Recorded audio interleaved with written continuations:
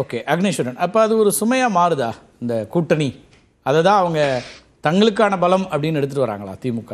தமிழ்நாட்டினுடைய கடன் சுமையை பற்றியெல்லாம் கவலைப்படாத ஒரு அரசாங்கம் எதிர்க்கட்சியினுடைய சுமையை பற்றி மட்டும் பார்க்குறாங்கன்றது எனக்கு ஒரு வேதனையாக இருக்குது. அது இருக்கட்டும். ஆனால் இவங்க 2 வேடம் புரிகிறார்கள். எப்படின்னா, பாரதிய ஜனதா அதிமுக சொல்றதையெல்லாம் கேட்டுக்கிறது.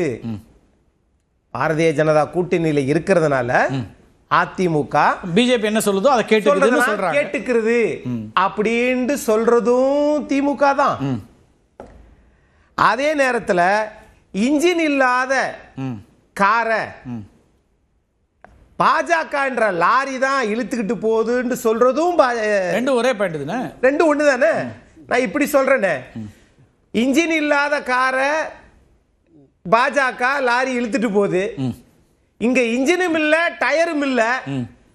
காங்கிரஸ் காங்கிரஸ் விசிகாவும் திமுகவை கைத்தல கட்டி இழுத்துட்டு போகுதுன்னா ஒத்துக்குறீங்களா? அதனாலதான் அந்த குழு போட்டீங்களா? எதுக்கு? நீங்க தான் பலம், நீங்க தான் காங்கிரஸ் ஒரு குழு போட்டிருக்க. யார் குழு போட்டிருக்கா? எவ்வளவு காங்கிரஸ் தான் போட்டிருக்கு. அப்ப யார் பலவீனமா இருக்காங்கன்னு அர்த்தம்? காங்கிரஸ் பலவீனமா இருக்கு. தெரியல, நீங்க தான் சொல்லணும். இல்ல, காங்கிரஸ் பலவீனமா இருக்கு.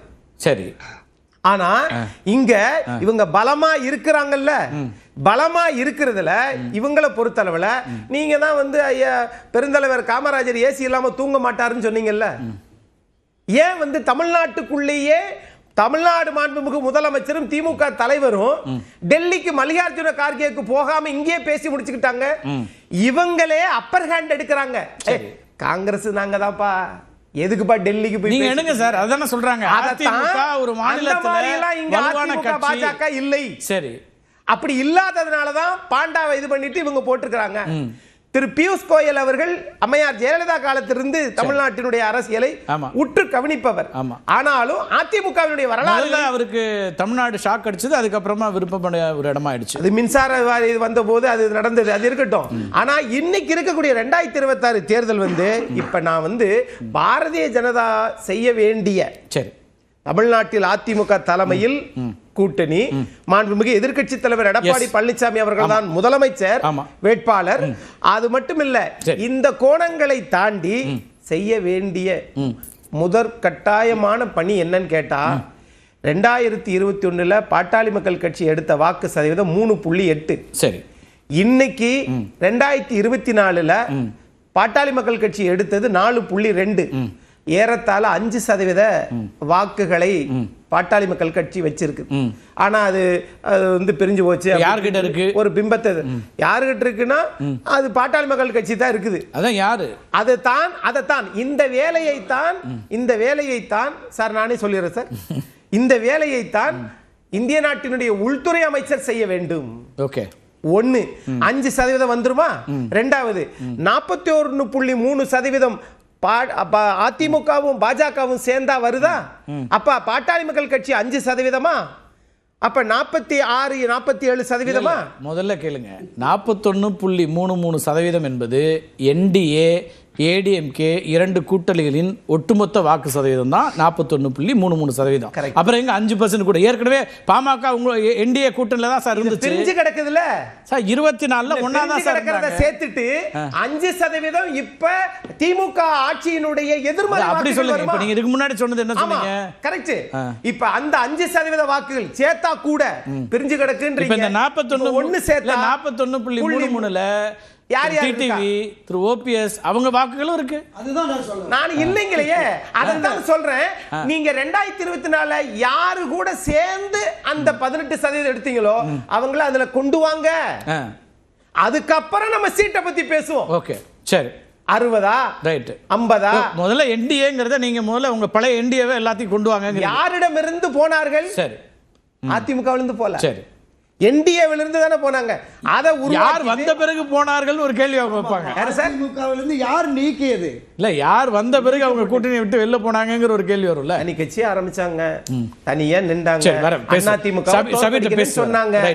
ஆகவே இந்த முழுமை அடைந்த ஒரு இயக்கத்தை மீண்டும் அப்படியே அப்படியே வெண்சாமரம் வீசுவதை போல.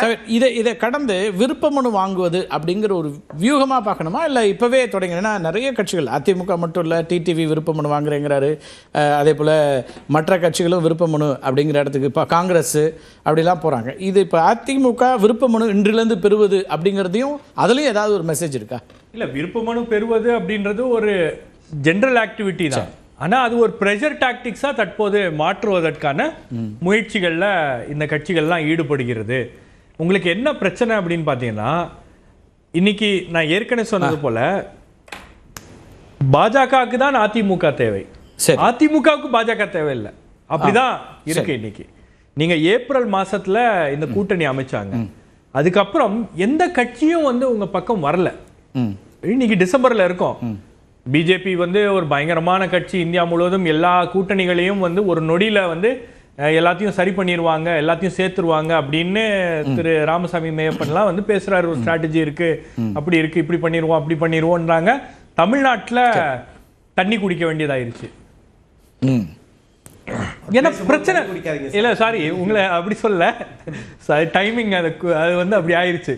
சோ இங்க வந்து நிலைமை அப்படிதான் மோசமா இருக்கு. சரி, இவங்க இன்னைக்கு பெரிய சிக்கலே என்னன்னா, நீங்க ஓபிஎஸ் ஒரு பக்கம் நீங்க வந்து காம்ப்ரமைஸ் பண்ணி உள்ள கொண்டு வர வேண்டியது இருக்கு, டிடிவி ஒரு பக்கம் தனியாக பேச வேண்டியது இருக்கு. 2016 ஆரம்பிக்கும் போது எப்படி நிலைமை இருந்துச்சோ அதே நிலைமைக்கு இன்னைக்கு வந்து மறுபடியும் பாஜக போக வேண்டிய ஒரு கட்டாயத்துல இருக்காங்க. இப்ப இதெல்லாம் முடிஞ்சிட்டு அதுக்கப்புறம் தைலாபுரம் போனாங்கன்னா அங்க வந்து வேற பிரச்சனை இருக்கு. இப்ப பாமக எந்த பக்கம் போவோம் அப்படின்னு தெரியாது. அப்போ இதெல்லாம் எப்படி சரி பண்றது அப்படின்றது ஒரு மிகப்பெரிய சிக்கல் தான். இது சொன்னா அக்னீஸ்வரனுக்கு கோபம் வருது. பலவீனமாக கூட்டணி இருக்கிறதுனா பலவீனமா தான் இருக்கு. அதிமுகவும் பலவீனமாக தான் இருக்கிறது. அதிமுகவால வந்து ஒரு கூட்டணியை வந்து உருவாக்கிடுவோம், ஒரு பிரம்மாண்டமான கூட்டணியை உருவாக்கிடுவோம் அப்படின்றாங்க. உருவாக்க முடியலையே. இன்னைக்கு பிரச்சனையே அதுதான். அப்ப இன்னைக்கு பாஜகவும் வந்து அந்த முயற்சியை செய்கிறது. பாஜக இப்ப என்ன, முதல்ல வந்து ஜெயபாண்டா அவர்களை போட்டு சில விஷயங்களை பண்ணாங்க, முடியல. பீகார் தேர்தலில் ஒரு ஃபார்முலா அவங்களுக்கு வந்து கிளிக் ஆயிருச்சு. மகாராஷ்டிரா, பீகார். இப்ப இதெல்லாம் தெரியாமல திரு அமித்ஷா வந்து பீகார்ல இருந்து ஒரு சவால் கொடுப்பாரு. ஏதோ ஒரு திட்டம் இருக்கும்ல, ஏதாவது ஒரு பிளான் இல்லாமல இருக்கும். அவர் இப்ப மட்டுமா சவாலை கொடுத்திருக்காரு? அவர் அப்பவே பல காலமா சவால் தானே கொடுத்துட்டு இருக்காரு அவரு. நீங்க கடந்த முறை 2024 எலெக்ஷன்ல 10 சீட் ஜெயிக்கிற மாதிரி ஏதோ பேசினாங்கன்னு நினைக்கிறேன் தேசிய ஜனநாயக கூட்டணி. அப்போ இதே மாதிரி ஒரு சவால் தானே கொடுத்தாங்க, ஜெயிக்க முடியலங்க. ஓகே, உங்களுக்கு வெஸ்ட் பெங்காலையும் சவால் கொடுத்தாங்க, வெஸ்ட் பெங்காலையும் ஜெயிக்க முடியல. கள நிலவரம் என்பது இன்னைக்கு அவர்களுக்கு சாதகமாக இல்லை அப்படின்றது பாஜக உணர்ந்திருக்கிறது. உணர்ந்ததன் விளைவு அதிமுகவையாச்சும் பிடிச்சு வச்சுக்கணும். ஏன்னா இப்போ அதிமுக விட்டோம்னா எங்கேயாச்சும் தாவேக அதிமுக கூட்டணி அமைந்து விடுமோ அப்படின்ற ஒரு அச்சமும் அவர்களிடம் இருக்கிறது. அதனாலதான் இந்த கூட்டணி இந்த விஷயத்தெல்லாம் இழுத்துட்டே அங்க இருந்தாலுமே அந்த கூட்டணியில தடை இல்லைங்கிறீங்க. இதை ஃபாஸ்ட் ட்ராக் பண்ணணும்னு சொல்லிட்டு தான் இப்போ அதிமுகவுக்கு நன்கு பரிச்சயமான அதிமுக தலைவர்களுக்கு சொன்ன கூட்டணி வச்ச பிறகும் அவங்களுக்கு வந்து வேற எந்த சிந்தனையும் வந்துடாம இருக்கணும்னு பியூஷ் கோயல போடுறாங்க. பியூஷ் கோயல கொண்டு வராங்க. பியூஷ் கோயல் வந்து இங்க எப்படி நயினார் நாகேந்திரனோ அதே மாதிரி தேசிய அளவுல பியூஷ் கோயல் வந்து அதிமுகவுக்கான ஒரு நயினார் நாகேந்திரன் நட்பாக இருப்பாங்க, ஒரு நட்பாக இருப்பார். அவர் வந்து இணக்கமா இருப்பாரு அல்லது ஒரு இல்ல. இன்னைக்கு பியூஷ் கோயல நியமிச்சிருக்காங்க அப்படின்னு அதிமுக தலைவர்களுக்கு உள்ளபடியே மகிழ்ச்சி, இரண்டாம் கட்ட தலைவர்களுக்கு இரட்டிப்பு மகிழ்ச்சி. காரணம் என்ன அப்படின்றதெல்லாம் வந்து அக்னீஸ்வரன் கேட்டீங்கன்னா சொல்லுவாரு, அவருக்கும் தெரியும். அப்போ ஏதோ ஒரு இதுல நாம வந்து சில வேலைகளை பண்ணி முடிச்சிடலாம். ஏன்னா 2019 நாடாளுமன்ற தேர்தலின் போது பாஜக கேட்ட தொகுதிகள் எவ்வளோ, 25-15 ஃபார்முலா அப்படின்லாம் பேசினாங்க. அடிச்சு பேசி ஏதோ ஒண்ணு முடிச்சு பியூஷ் கோயல் இருந்ததுனால 5 சீட்ல முடிச்சுட்டாங்க.